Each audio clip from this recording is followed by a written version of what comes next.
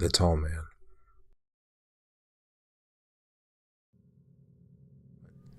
First off, you need to know that I live in a poor Eastern European country, in a big city, but in a bad neighborhood.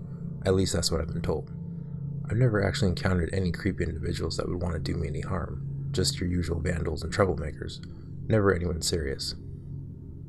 I'm also still a teenager and live with my parents, but growing up in this environment, I consider myself to be quite street smart, a feature that has helped me whenever I was in trouble. It turned out to be very useful today. At about 3 p.m., my dad left for a ping pong practice, and I knew that he'd be back around 8 p.m. He usually goes for a beer with his friends afterwards to chill, and coincidentally, my older brother and mom left to help one of my friends clean up the place after a New Year's party. I should have come along, but today I felt a bit sick, and I decided to stay in. In reality, I was very hungover, but my mom doesn't know that. That was probably the luckiest I've ever been. You'll find out why in a minute. So all of my family leaves except for me. Naturally, I've been home alone before, so that doesn't really make me uneasy at all. But having been a long-time reader of this subreddit, I take more precaution than I used to. I check to see if the door is closed, turn off the lights when needed, etc. The evening goes just like any other. I'm rewatching some episodes of Skins, the UK version, duh, when suddenly I feel the urge to get a snack.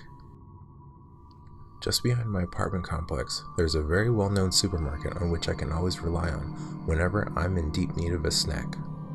So that's like a 5-minute walk. I put on my coat and some flip-flops and I head out. It's freezing balls outside, and I can see the bright lights of the supermarket in the distance. But something was off. In front of the automatic doors, there was a small, robust figure. As I got closer, I could distinguish his face. It was this man whose face I've seen before. I remember him countless times roaming around our blocks of flats, but never actually thought anything of it. He was dressed poorly and was staying in front of the doors as if he was guarding them. I asked if the supermarket was still open, and he pointed at a paper which was clipped near the schedule.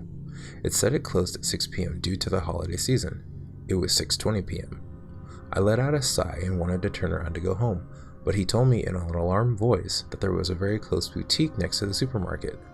I told him that I didn't need anything important and that I would come back tomorrow, but he kept on insisting and saying it's a 2-minute walk from there, all the while staring at me in a weird manner. That was the first red flag, but I found a logical explanation in my mind, thinking that maybe the man was just very eager to help me, maybe so that I'd give him some money. That sort of made sense in my mind, but I was still alert. So I walked to the boutique and took whatever I could find fastest, paid, wished the shop owner a happy new year, and left in a hurry. As time passed, I was getting more and more nervous for some reason. I guess it was just my gut telling me that something was off. What really made me switch was the fact that I'd been gone for about 5 minutes, and as I was passing the supermarket, the guy who was usually roaming the area was nowhere to be seen. At that point, I started jogging towards my apartment, all the while trying to calm myself and imagining plausible explanations as to why the guy was not there anymore. I got to the bottom of the stairs of the front door, and in the distance, I'm short-sighted, I noticed a tall, dark figure entering the elevator, and at the same time, almost planned, the automatic light switched off. I desperately ran towards the interphone and clumsily got my keys out to open the door. As I ran to the elevator, it was still running. I live on the 7th floor. I could see it go up to the 3rd, then the 4th, then the 5th, then it stopped. I let out a big sigh of relief, but was still skeptical, so I took the stairs. As I was walking up the stairs, almost laughing, I noticed that above me, the light on the 6th floor was turned on. That was a bit curious, but I kept on walking. Suddenly, I saw the light on the 7th floor turn on, and I stopped, looked above, and hoped that whoever it was would go to the 8th floor. A minute passed, which felt like hours, and the light on the 7th floor was still on. I decided to take action, so I ran all the way up to my floor and saw something that almost made me pass out.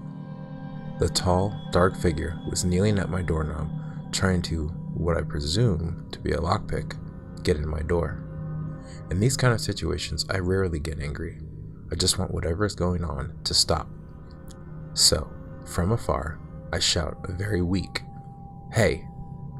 And the guy, in an instant, turns around and stands up.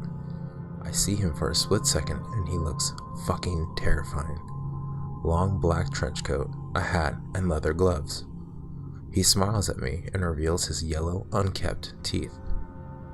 He fucking smiles at me.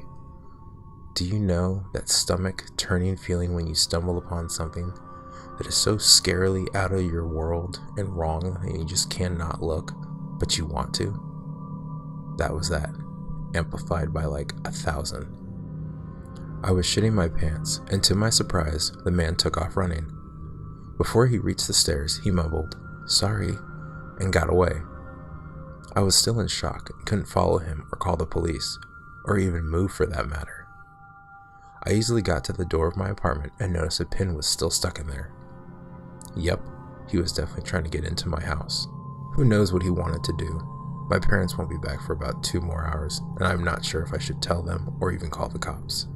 Thinking in retrospective, I think this tall man and the man in front of the supermarket may have conducted a plan.